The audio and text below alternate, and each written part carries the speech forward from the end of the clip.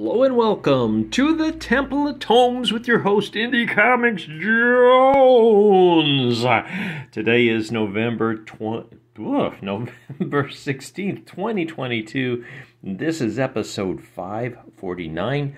We're looking at 8 Billion Genies. This is issue number 5 of the 8 set, and Image Comics is the publisher on this. It came in at a whopping $3.99. And this is a total recommend.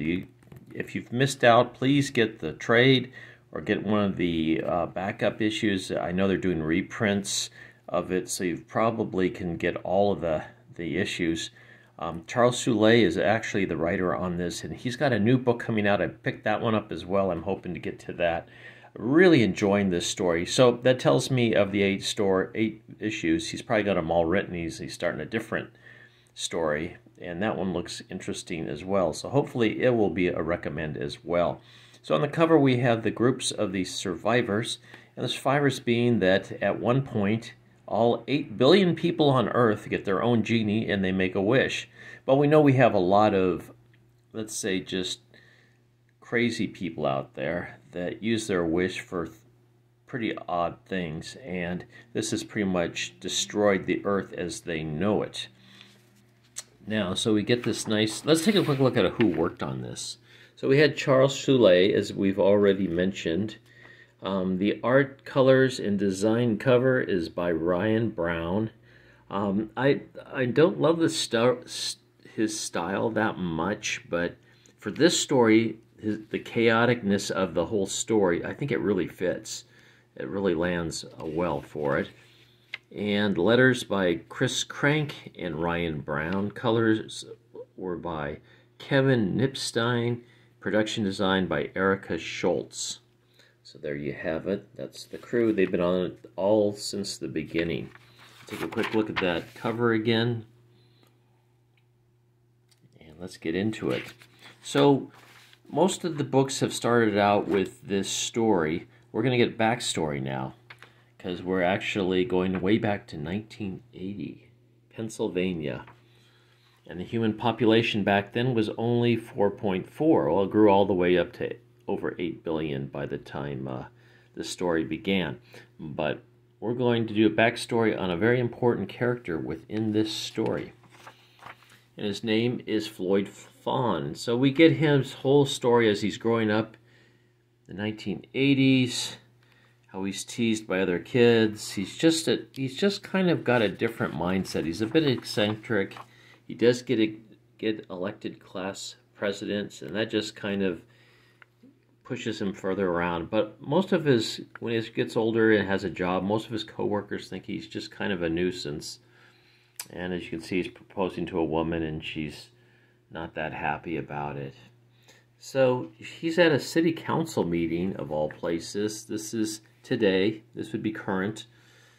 And as he's asking to make present a new idea to them, suddenly all the genies appear, and he wishes right away. And the genie says, "Oh, that sounds interesting. Okay." So what he actually says turns out to be he gets multiple wishes, like I don't know if it's 100 or whatever. So we have the first 8 months now since the genies have arrived. The human population has gone from 8 billion down to 50 million. And the genie populations is about 500,000 now.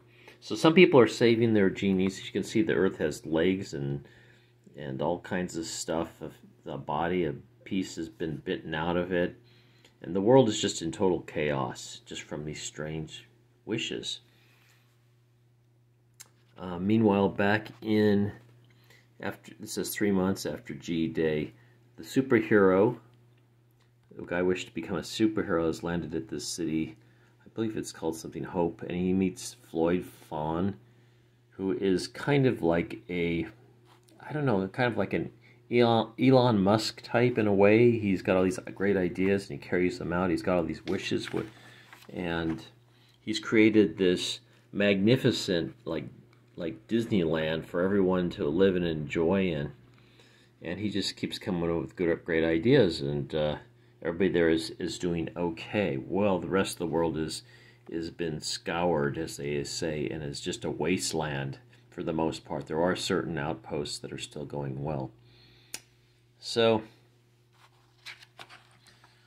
here we get a shot of Floyd with all his own genies behind him. So we know that he is a man of power, a man of principle, and a man of thought. And he's come up with all these different ideas. So back at the Lampwick Hotel, bar, back in Michigan, if you remember, the bar owner, his wish was nothing. He saw how dangerous it was, and he wished that nothing would happen to his bar. And for anybody that was inside of it, it would just stay put. Well, it turns out spoilers, he's a genie as well, and he knew this was coming. He has stocked up the basement of the bar with all kinds of food, so they could hold out for a couple of years. And so all the inhabitants have been holding up there for years, except for Robbie, who became a superhero. He flew away to find a better place for his parents. So there's all these side stories, and all the stories in here are pretty interesting. You're really following along. They're all the characters are well written. They have a lot of depth to them. They're all different. They all have different hopes and dreams and fears. And a couple of them are holding on to still have their genies. And one of the women happens to be pregnant. She gives birth at one point. Just I don't want to give everything away. There's plenty of spoilers to be had in here. So that was a very tense moment. But they got through that.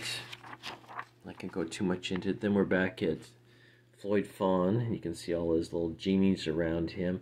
He has been brought a decree from another outpost to make a wish.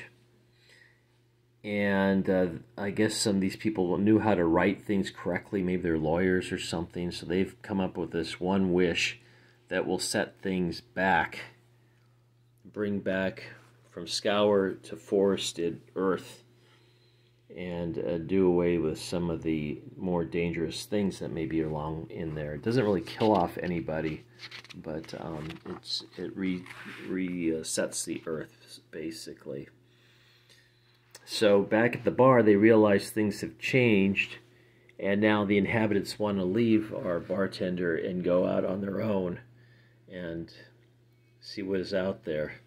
So we had a couple bandmates there, right here, all three of them. They decided they're going to go out and find out what they were doing. They've been just practicing. That's all they had to do, time to do, was just practice. So they've gotten super good, and they're going out to seek their fortunes, so to speak.